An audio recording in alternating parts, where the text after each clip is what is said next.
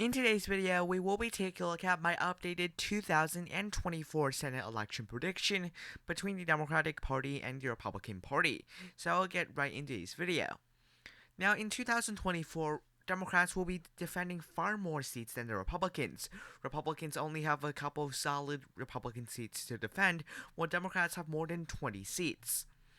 The only two states that are even close to being competitive that Republicans are defending are Texas and Florida. Florida really isn't that close. Texas, Ted Cruz only won by 2.6% their last election. However, it's also unlikely to be that competitive. Democrats, however, are defending many Democrats in very conservative states.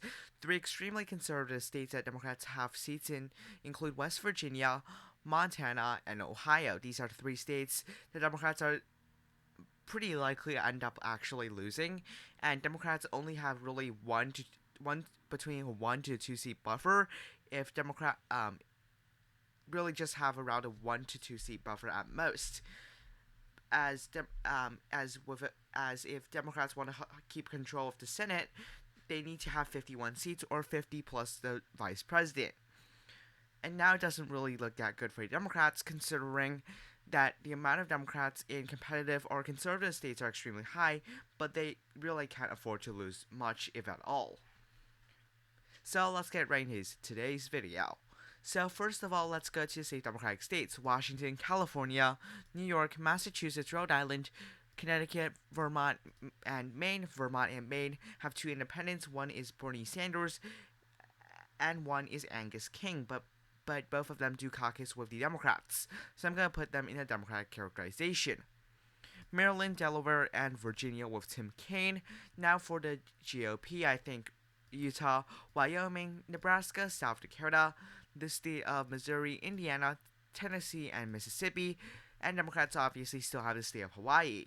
Now, Republicans, there are only 2 seats on this map remaining that Republicans are holding right now that are not in the safe Republican category, suggesting Republicans should have a pretty easy year, and they really only have to flip between one or 2 seats, depending on the presidential election result, to end up flipping the Senate. Now, let's go to the states that are considered likely for Democrats first, because definitely they have a lot of seats to defend. The first state is New Jersey. Bob Menendez was expected to have a pretty close election in 2018. It wasn't that close because of the national environment, and at this time I think it's still going to be more competitive than some of the other solid Democratic seats.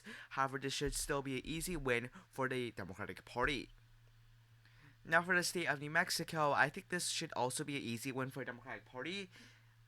It should be about 10 points for the Democrats. Now, last time, Democrats actually won the seat by more than 20 because Gary Johnson, the independent, not independent but libertarian candidate, took away 10% of the vote that likely would have pretty much all went to the GOP. This time he's definitely not running, so he should be able to do better in the state of New Mexico. So Republicans should be able to do better in New Mexico. Now Minnesota as well. Amy Klobuchar is the incumbent in Minnesota, very well liked. She should be able to win re-election pretty easily. And yeah, so those are the likely states for the Democrats, I believe. Now let's go to the states that are considered lean or tilt for either political party. Let's start with the state of Montana and work our way to New England and the Rust Belt states. So Montana. Now Montana has a Democratic incumbent, Jon Tester, who has defied expectations in pretty much every single one of his elections. Every one of his 3 past elections were extremely close.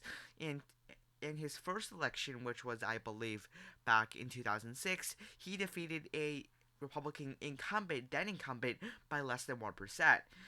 6 years later, he defeated another Republican by a margin of 3 points, and in 2018, in the blue wave year, he also won against a Republican by about 3 to 4 points.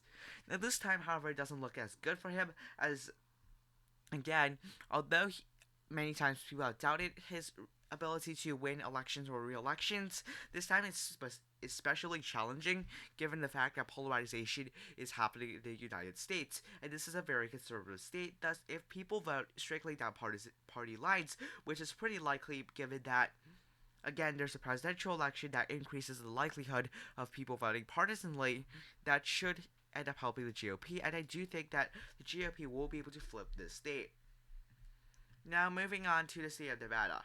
Nevada Democrats have a shot of retaining, but and this is a presidential year, so Democrats could very well win the state of Nevada, but it's a very close state.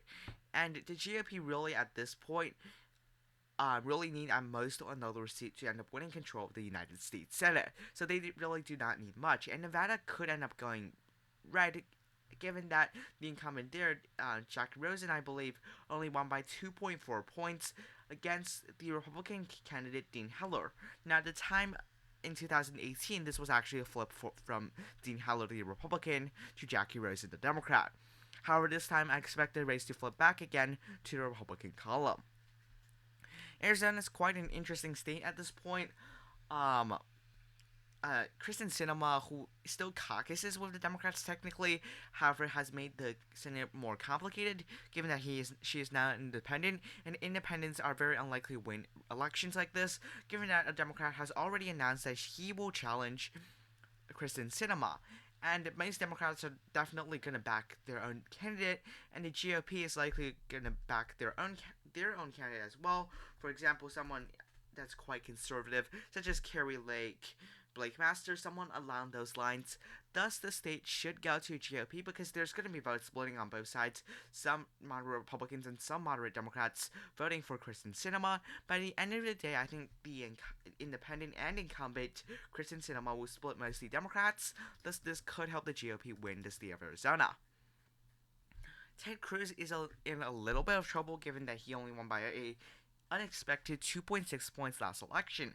However, that should not end up daunting his ability to win the state, given that, again, this is a presidential year, and also he does have some buffer from the 2016 and 2020 Trump performances, given that Trump did win both of those states by pretty convincing single-digit margins, so he does have some type of a buffer, and I think that should be able to help him end up winning the state again. Florida as well, I think it just really doesn't look like that Rick Scott is going to lose re-election. He unexpectedly defeated Bill Nelson, the incumbent Democratic senator, and I think he'll be able to easily hold on. Republicans already have 3 flips, and they have held on to every single state that they currently have, according to my projection, which means they will have at least 52 seats in 2024. Now, things are going to get worse for Democrats. Now, Democrats are going to probably hold Michigan and Pennsylvania. Bob Casey in Michigan, Bob Casey in Pennsylvania, and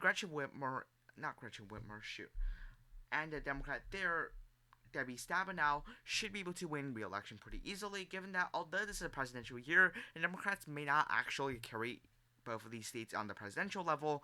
These 2 candidates are pretty popular. The Democrat in Michigan won by 7 points, while the Democrat in Pennsylvania last election won by 12 points. And these 2 incumbents are pretty high quality, so they should be able to win re-election. Wisconsin's closer, but I think that Democrats still are favored in the state of Wisconsin. Now, Ohio and West Virginia. 2 other states where Democrats have to defend their own seats with extremely conservative states, especially West Virginia, which went to the former president of the United States, Donald Trump, by more than 40 points. And I think that West Virginia, Joe Manchin, although he's probably going to run for re-election, he hasn't declared, I think he's going to lose.